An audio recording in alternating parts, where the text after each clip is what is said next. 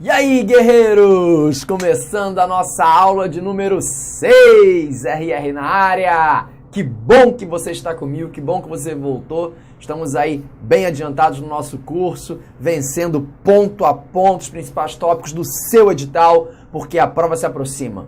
Vamos lá, sem delongas, na parte 2 da teoria geral dos recursos, aqui no processo trabalho. Eu cheguei na aula passada, no finalzinho dela, a comentar com você do princípio que eu traria logo de cara, de imediato hoje, que é o princípio da dialeticidade. Eu considero particularmente esse princípio muito importante, porque ele já foi cobrado numa prova para o cargo de técnico. E eu gosto dessas coisas, não é que eu concorde. Concordar é diferente de gostar, na minha opinião. Por quê? Eu não concordo que um princípio tão explorado como esse seja cobrado numa prova de nível médio. Mas eu gosto para provar para vocês que não existe tanta diferença entre uma prova de analista e de técnico. O pessoal ainda tem essa mania de falar, mas é diferente. Não é diferente. O filtro numa prova de técnico ele precisa ser muito maior. Então, o examinador tem a tendência a colocar aquela questão que derruba. E essa questão no TRT da terceira região, no último concurso, foi a questão que tentou derrubar os técnicos na prova de processo de trabalho, sem dúvida. Mas quem estudou comigo conseguiu acertar. Ainda bem, eu fico feliz por isso. O que é esse princípio da dialeticidade? O princípio da dialeticidade nada mais é do que a ideia e a exigência, vamos dizer assim, que o recorrente motive as suas razões recursais. Então, é importante que o recorrente não apenas só recorra, mas não, ele motive as razões recursais para que o recorrido saiba o que falar, saiba o que contra-razoar, digamos assim, e também que o tribunal, que o órgão julgador conheça a tese daquele recurso. Isso é interessante, isso é muito importante. Mas, Genzete, o artigo 1010, vamos colocar aqui, deixa eu colocar direto para você, vamos lá. O artigo 1010 do CPC de 2015 fala na apelação. A apelação interposta por petição dirigida ao juízo de primeiro grau conterá a exposição do fato de direito, as razões, olha como é que ele explora bem aqui, as razões do pedido de reforma ou de decretação de nulidade, por aí vai. Então, o artigo 1016 fala, o agravo de instrumento será dirigido diretamente ao tribunal competente por meio de petição com os seguintes requisitos, exposição do fato de direito, razões. Então, observa que o novo CPC traz o princípio da dialeticidade estampado em todos os recursos, já que exige sempre aí a motivação dos recursos lá na esfera civil, do processo civil. Está muito nítido isso, muito claro. Mas e no processo de trabalho? Algumas pessoas tendem a falar que o princípio da dialeticidade ele não se aplica ao processo de trabalho, só quem fala isso está falando uma besteira. Porque está falando isso em cima do princípio da simplicidade estampado aqui, ó, e é verdade. No artigo 899 da CLT, que diz que os recursos serão interpostos por simples petição. Ok. Vamos parar aqui. Quando ele fala que os recursos serão interpostos por simples petição, é interessante que você lembre um detalhe. E aqui eu vou abrir já aqui um OBS no seu caderno, que você vai entender. Quando o legislador falou que os recursos serão interpostos por simples petição, vamos lembrar que um recurso vai ter pelo menos 2 páginas. 2 páginas? 2 páginas. Vamos imaginar que seja um recurso ordinário. Um recurso ordinário, um RO, ele vai ter a folha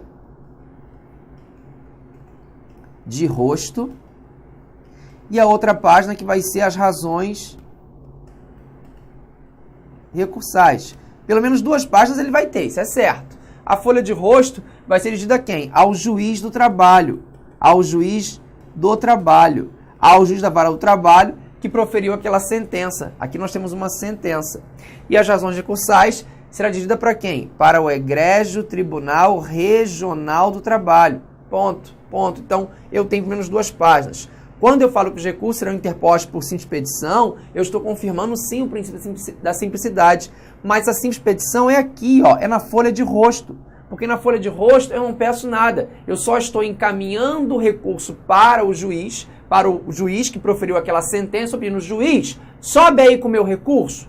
Basicamente é isso. Na folha de rosto, eu vou mostrar só o quê? Que estão presentes todos os pressupostos de admissibilidade do recurso. Só isso, eu não vou entrar no mérito. Para que entrar no mérito? Se quem proferiu a sentença que eu estou atacando, que eu estou recorrendo, foi aquele juiz, eu não vou entrar no mérito com ele. Eu vou apenas apresentar para ele todos os pressupostos de admissibilidade recursal e vou pedir, juiz, sobe com o meu recurso, leva para o TRT. É isso. Então, quando eu falo os recursos serão interpostos por simples petição, é isso aqui, é a folha de rosto. Agora, aqui nas razões recursais, que vão ser dirigidas ao egrégio Tribunal Regional do Trabalho, eu encontro o princípio da dialeticidade. Eu vou ter que necessariamente motivar.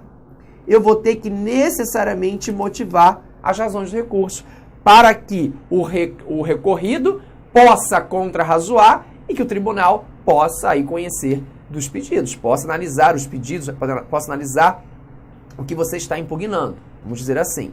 Bom, a CLT traz exigência clara do princípio da dialeticidade lá no dispositivo referente ao recurso de revista. Então, lá no recurso de revista, nós temos o princípio claro da dialeticidade. Vou colocar aqui de cara para você, que diz assim, artigo 896, parágrafo 1º-A, sob pena de não conhecimento, aqui está, sob pena de não conhecimento, é ônus da parte. 2. Indicar de forma fundamentada, de forma explícita e fundamentada, motivada,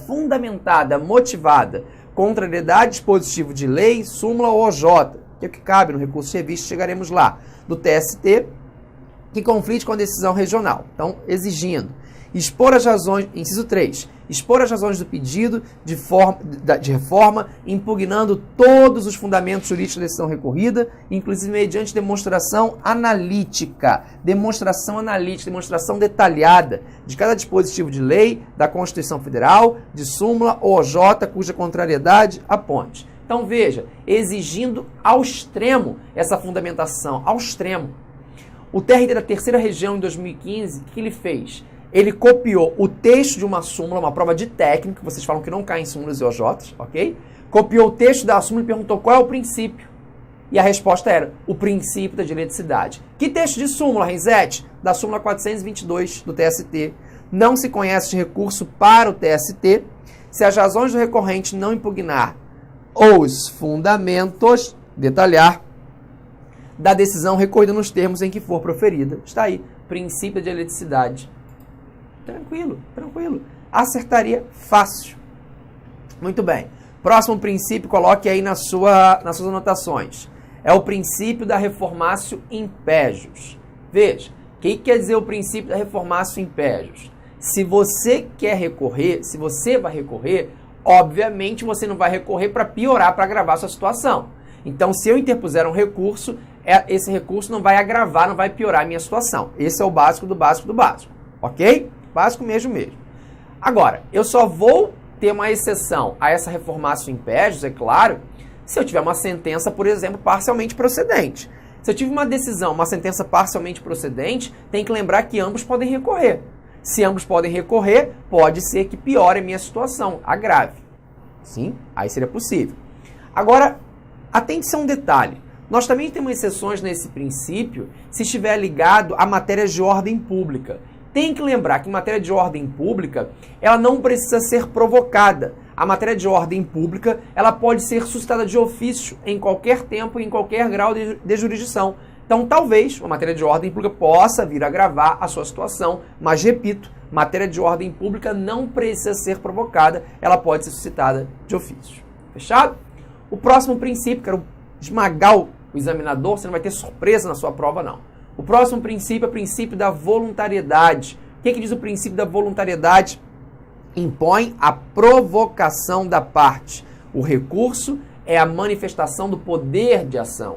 Então, voluntariedade é o seguinte, você não é obrigado a recorrer. Você recorre se quiser. Tanto assim, não é que você tem prazos específicos para isso. Então, você vai recorrer se você quiser e você tem prazos específicos para isso. Agora, desde que você também, claro, tenha interesse, né?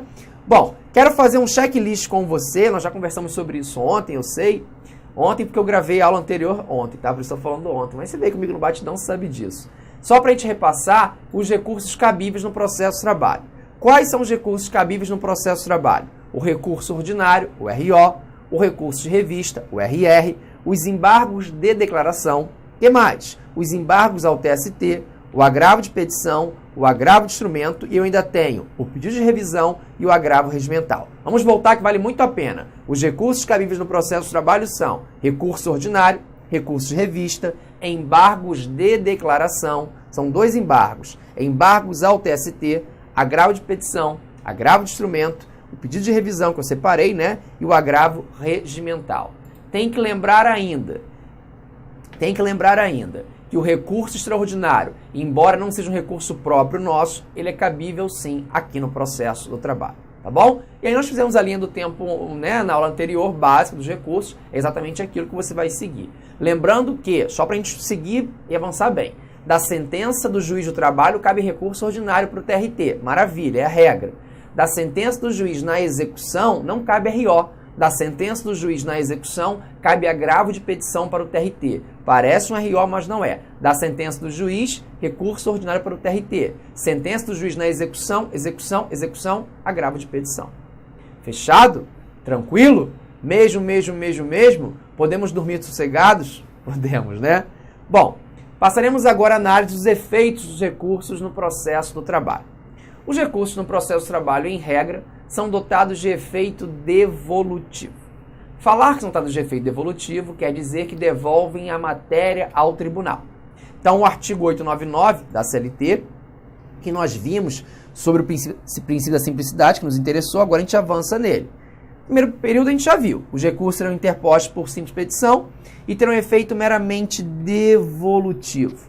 Aí tem, salvo exceções previstas neste título, permite execução provisória até a penhora. Preste atenção aqui. Se os recursos no processo de trabalho, isso é muito importante, são dotados de efeito meramente devolutivo, devolve matéria impugnada ao tribunal, isso permite que eu possa iniciar a execução. Mas quando fala permite que eu possa iniciar a execução, atente-se a esse ponto. Qual execução? Você pode iniciar a execução provisória. E quando eu falo em execução provisória, é aquela que vai só até a penhora, só até o ato de constrição, não chega até o ato de expropriação, que é avaliação em venda do bem. Eu só consigo, por exemplo, penhorar o terreno, o imóvel, o que foi, ficar lá guardadinho. Esse é o ato de constrição, a penhora vai só até aqui. Mas por que você vai só até aí a penhora? Porque você tem que lembrar o seguinte, que ainda existe um recurso que vai ser apreciado, que vai ser julgado. E o julgamento desse recurso pode mudar toda a vida desse processo.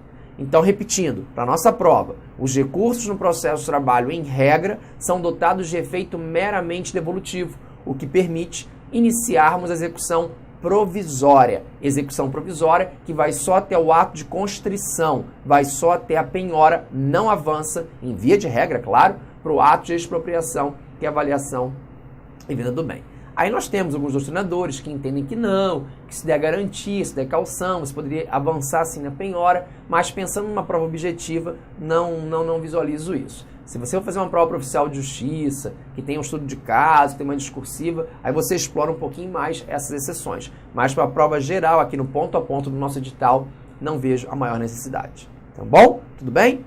Bom, então, só para fixar bem. Quando eu falo, então, no efeito devolutivo, transferência para o juízo ad quem, para o tribunal, por exemplo, que vai apreciar o meu pedido, do conhecimento das matérias que foram julgadas pelo juízo ACO.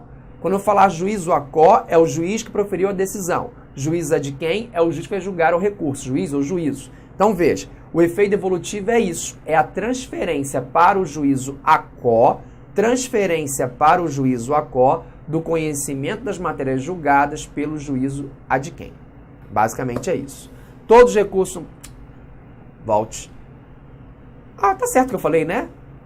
Efeito devolutivo é a transferência das matérias julgadas pelo juízo ACO para o juízo ad quem vai julgar o seu recurso. Tanta coisa que a gente fala. Muito bem. Então, todos os recursos no processo são dotados de efeito meramente devolutivo. Essa é a regra.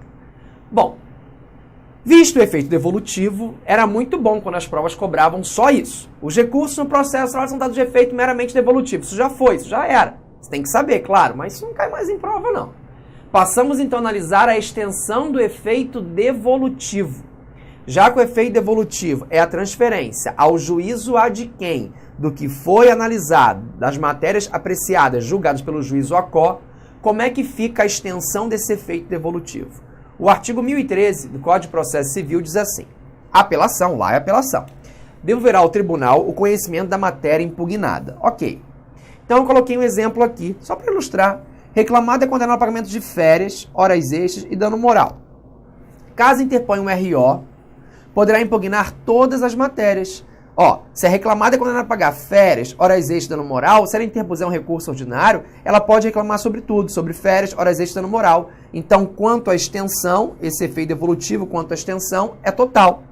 Agora, pode ser que ela seja, de fato, condenada a pagar férias, horas extras, dano moral, mas reclame tão somente o dano moral, de modo que em férias, horas extras, ela se conforma. Então, em férias, horas extras, já teve a coisa julgada. Então, o efeito devolutivo quanto à extensão aqui está limitada. Então, quando eu falar, já conversamos sobre isso ontem por alto, de extensão do efeito devolutivo, você tem que lembrar o seguinte, isso quer dizer em relação à matéria que eu fui sucumbente. O efeito devolutivo devolve ao juízo ad quem, né, a apreciação das matérias julgadas pelo juízo ACO. Beleza. Mas você, recorrente, pode delimitar esse efeito. Se você é condenado a pagar 3 parcelas, 3 verbas para o reclamante, por exemplo, e você reclama das 3 no seu recurso, quanto à extensão, ela é total. Quanto à extensão do seu recurso é total. É o efeito devolutivo na extensão total. Agora, se das 3 parcelas você reclama só 2, se conformou em relação a uma, então quanto à extensão desse efeito devolutivo, ela é parcial, limitada, ela não é total. Já que você não está levando toda a matéria que você foi sucumbente para ser reapreciada pelo juízo ad quem, que é quem vai julgar o seu recurso. Tudo bem? Tranquilo? Então, fica bem esperto nisso. Então, uma vez analisada a extensão, ou seja, matérias serão julgadas, levadas para o tribunal reapreciar, a gente passa a analisar o efeito devolutivo amplo, o efeito devolutivo em sua profundidade que um recurso pode ter.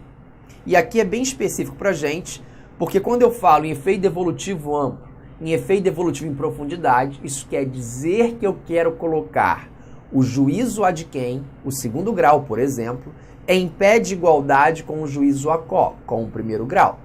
Quero devolver todas as alegações, todos os fundamentos, todas as questões, dentro, é claro, da extensão impugnada, independentemente da manifestação da parte. Quero levar para o juízo de quem todos os fatos, todos os fundamentos, dentro, repito, da extensão impugnada pelo recorrente, para que seja analisada pelo juízo ad quem, sem a necessidade de provocação, de manifestação.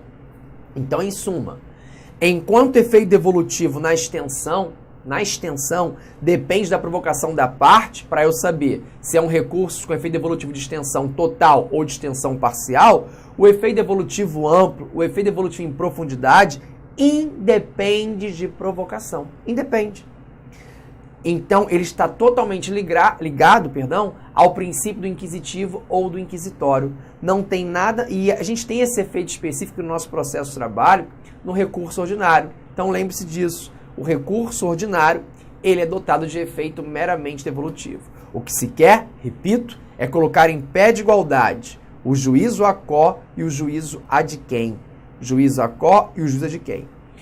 A melhor forma de você aprender isso aqui é com um exemplo. Então, eu vou fazer aqui um quadro com um mega exemplo e depois a gente vai ler os dispositivos legais e a jurisprudência do TST. É assim que eu trabalho, você me conhece. Eu te explico, exemplifico e depois a gente encara a lei e a jurisprudência do TST. Acho que assim fica melhor. Não sei, mas algo me disse agora aqui, que o efeito devolutivo amplo, que o efeito devolutivo em profundidade vem no seu TRT. Então vamos lá, direto aqui que eu vou abrir uma telinha para vocês, para facilitar. Bom, vamos lá. Vamos imaginar uma situação em que seja ajuizada uma reclamação trabalhista.